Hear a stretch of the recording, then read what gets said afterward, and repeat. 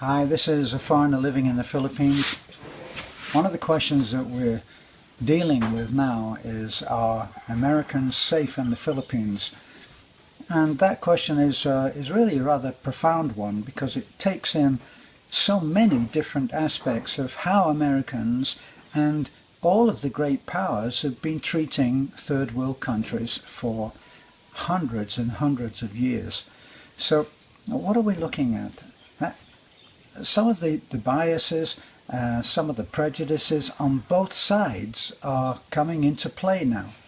It might not seem to have anything to do with the subject, but I remember a long time ago, probably 1980s, seeing an interview with the then Cassius Clay, just turned Muhammad Ali, a black man, who was proudly proclaiming his heritage, that he was black, that he didn't think that white were everything, that black was more beautiful than white, and he was standing up for his race. And that, as far as I'm concerned, was the start of black people, and maybe I'm not being politically correct here, I should be calling them African Americans, but if they're living in Britain, they're not African Americans. Black people started to have some pride. Right about the same time, or a little bit before that, they did a poll in America where they asked black school children and white, all different ethnic races, to draw pictures of themselves. Now, all the white kids drew pictures of themselves with happy smiling faces or other. Black kids right at that time in LA drew pictures of black kids with no faces. In other words, the assumption, the interpretation of that was that they had no sense of identity, of being. Now they don't have that. I grew up with this conditioning of that blacks were this or blacks were that, or Jews were this or Jews were that, and that conditioning was pretty well there until I began to think as an adult. Then I had a surprise. I went to America, and quite honestly, I looked around, and the most beautiful people that I saw on the streets of New York were all black people. So that kind of made me even continue thinking about how things are not quite as we've been conditioned to believe. Now, how does it affect us? Are we conditioned? Like hell we are. If you don't think that you're conditioned, the next time that you go into the lobby of a hotel and you stand in front of 3 elevators and wait for 3 elevators, you press one bell and then you wait. Now, the moment that the bell pings for the elevator that is calling you, without even thinking, you will go straight over to the elevator that is free. That's conditioning. I remember as a child not having any preconceived ideas about Jewish people or about Italian people, about black people.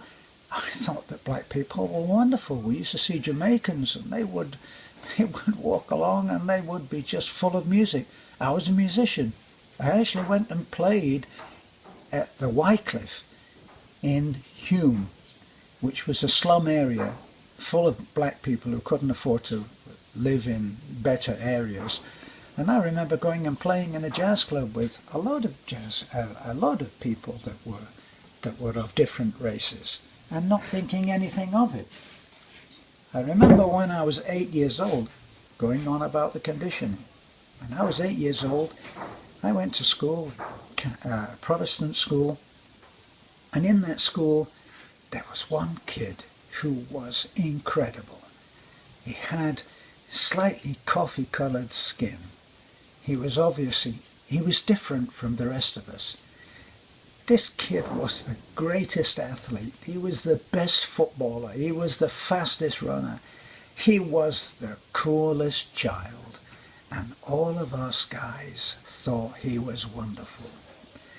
It was only later, when I'd received my conditioning about this kind of person and that kind of person, and I saw him a lot later in life when he was grown up, and only then did I see that he was a greasy Greek. That's conditioning. Now, we've all been conditioned to think in stereotypical types.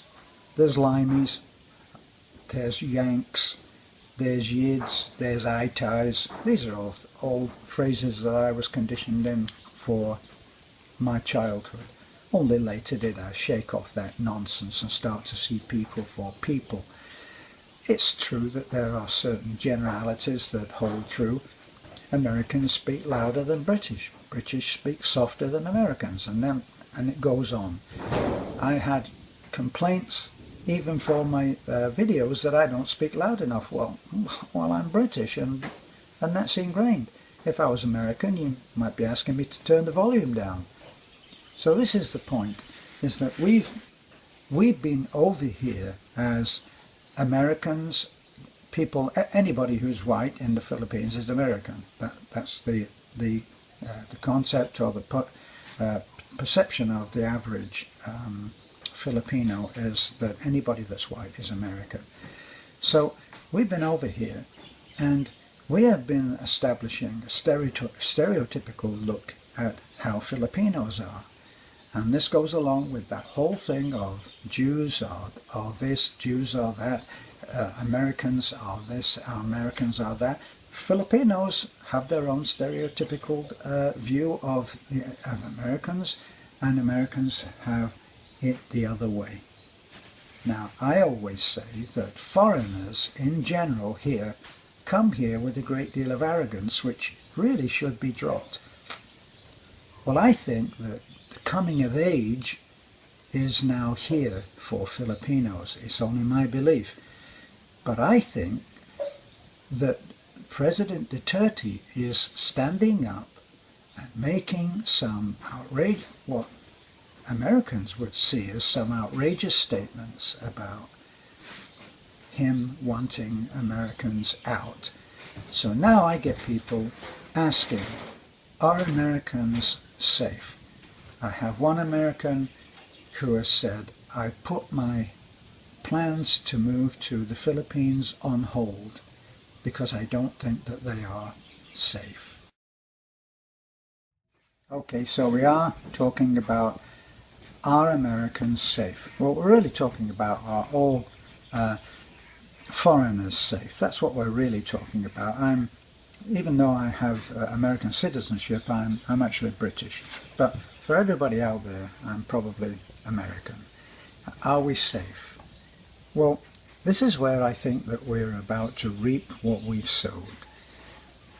If you've been walking around looking at how everything is done here and how it's not done as well as it is in America, and you have been perceived to have, what shall we say, a superior view of everybody, well, this is where it's going to be showing through. I was taught in my little sales training in Australia, I was taught, don't think badly of the customer because they will feel it. And now I think that this is going to come through. Are we safe? I believe that we are. But we're going to see a change in the way that people react to us. Now, yesterday I went to the local supermarket in Talabon on the question of are we safe. I've seen posts in one of the expat on-site, online clubs, and one man was saying, oh great, we're talking about the weather when Filipinos are out there trying to kill us for being American. That was almost verbatim what he said. Well, I don't know that anybody is trying to kill anybody. I can only go on how people respond to me as an American, for want of their not knowing better. I didn't see any change at all, not a single change. No one had anything in the way of bad vibes to me. And I saw young men traditionally are stereotypically full of themselves. They're the young buck, aren't they? They're the fighting cock. They're the ones that are proudly proclaiming that the Filipinos are the best, and why should they not? As soon as I smiled, they were happy to return that smile. I didn't feel endangered in any way. When I went to Alturas, that's my little shopping center where I get my groceries, I went in there, I asked for help. People bent over backwards to help. If I asked where something was on a shelf, they didn't just say it's over there. They practically took me by the hand and took me to where the piece was. So is there any difference in the way that we're being treated so far? No. Now here's my guess, is that President Duterte is setting the American government on notice that they're not the be and end all of world power. Now, I saw another poll that was put up on Facebook, I think, today, and it showed that the American nation is the most trusted in the world. They have the highest rating for being trusted as a nation. Who's at the bottom? The Chinese. They are the least trusted as a nation, as a government in the world. And yet they are probably an upcoming world power. They are a world power now and to be reckoned with, because they operate on they don't ask if they can do it. The American saying is, don't ask, you can get turned down. Do it and apologize. Well, the Chinese are doing just that. And yet, President Duterte has gone over to them and started to talk to them. He's visited them, he's talking to them. The Chinese are only too willing to come in and do all kinds of stuff to ingratiate themselves as a world power in the Philippines. This is what the Americans have been doing. So, are the Americans a great benefactor? Well, there's no doubt that what they've done in the Philippines has been both good and bad. Some people think that they turned the Philippines into a giant brothel. Well, certainly a lot of that came with the soldiers on the street. But also they've done all kinds of other stuff. They brought business, they brought expertise, they brought all kinds of change, which the Philippines has been and is benefiting from. They've been given a great deal of money to the Philippines. Here's the thing. Here's the difference about America and about Americans. No country in the world, as far as I know, has ever given the United States any help in any disaster. But who is one of the first to contribute help and aid when there is a disaster? Yep, the Americans. That said, the Americans are everywhere, initially for their own benefit. They take advantage of everything that they can in any country that they go and give help to. Is this just American? I don't think so. The French did it in Algeria. The French did it in Haiti. The French just bailed on Haiti and held them accountable for certain debts, never gave them a chance. So the French are the bad guys when they want to be. The British, oh boy, you want to talk about bad guys, talk about the British. They went everywhere in the world. At one time, they had the greatest navy in the world, and they went everywhere. Did they do everybody a favor? I don't think so. Mr. Mahatma Gandhi didn't think so. and he got them to leave. They went to Tanzania. After the British had been and bailed out of Tanzania because it was just too damned hot, they went back and they asked the Tanzanians, well, of all the people, who have been here and tried to colonize you, what did you think of the British? And they said, well, we didn't think anything. We never got to know the British. They came and they set up their beautiful buildings, and they had their garden parties, and they made lawns, and they sat out in their chairs. And if we tried to find out anything about them, they said, go away, go away, because they were just natives. How did they treat the Indians when they were in India? Not very good. Talk to an Aborigine about the British, and you will find they were not the kindly benefactors. So they never got to know the British. If we go to India, we find that the Indians suffered greatly. They did benefit. Obviously, we brought the steam locomotive, which they're still using in India. We did all kinds of stuff. We brought them different kinds of architecture. We brought them great buildings. We brought them many, many things. We also forbade them from making salt. This was a grassroots thing that they could have done, which they could have helped themselves. They didn't get that chance. They had to do that illegally. So the British went there, a minority group by far, down to a few tens of thousands, and they didn't treat the Indians that well. How did they do in Australia? Pretty badly in Australia. We shipped convicts out to Australia. Now let me see, what were those convicts?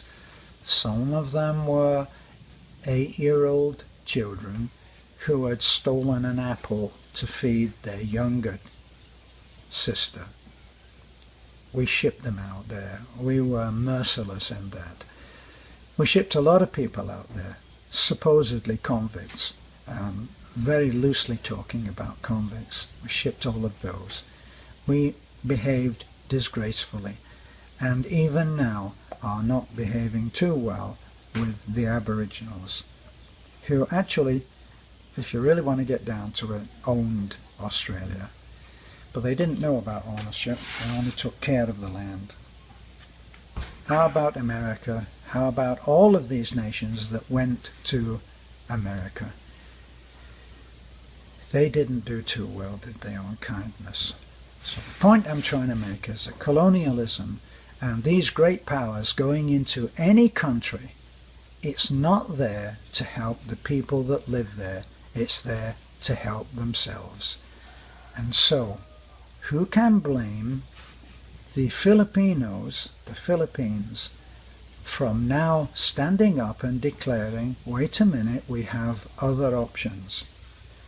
So, when they start to declare that we have other options, I think that it's talking so that they will receive a better deal, that they will be able to demand a better deal. And they do that by making it seem as if they're going to do the worst thing possible, which is to go to China. Now, when we first got our little truck, to give you an example of how this mechanism works, we had overheating problems which they must have known about even when they sold us the truck. We drove it away, we didn't even get home, it overheated. We stormed back there the next day, and what I said to my wife is, because I'm not speaking the language, tell them we want a new truck. We don't want this truck, we're not having it, that's it. She told this to the salesman. Now, the salesman is put on notice that the foreigner is going to make a great deal of trouble, which gets us back to attitude. They believe that dealing with a foreigner will bring with it a lot of attitude and arrogance and demands. So, by doing that, by making a lot of noise right up front and threatening the man by leaning over the desk and all of this, they made the repair good, no cost, no charge, and we went away with the truck repaired in very fast time. If the President Obama is brought here and he's treated like anybody else and he's insulted way, way, way more than any president of the United States has probably ever been insulted, for all I know, he's put on notice that the way that it used to be is over. So now we need to look at the way that we are dealt with. I'm talking as a Filipino. We need to be talked to in a much different way. We're a sovereign nation, is what Duterte is saying. We're a sovereign nation. Don't come here and tell us that you can do anything that you want, because those days are over. In the days that are to come, in the months that are years to come, we'll find out how right all of this is. But right now, the question of, are Americans, foreigners, safe in this country? My own experience as of last night is yes, we are safe. We would have to go out and do something stupid to get killed. We'd have to behave stupidly to be treated badly, because Filipinos just aren't like that. They're not great drinkers, but then I never liked going out and being in the company of people who drink anyway, because as soon as there's the drink, you're talking to two people, talking to the person that you think that the guy looks like and the one that the drink has made him into. So I don't go to bars, I don't go to places where this mind-altering thing, this drug of choice, is abundant and legal. We're safe, be sensible, be nice, and I don't see that you have any problem. We'll see whether I'm right. This is a foreigner living safely in the Philippines. I thank you for watching. Please like. I'm sure that there will be lots of comments, lots of differences. State your opinion and keep it nice, okay? Thanks a lot. Bye for now.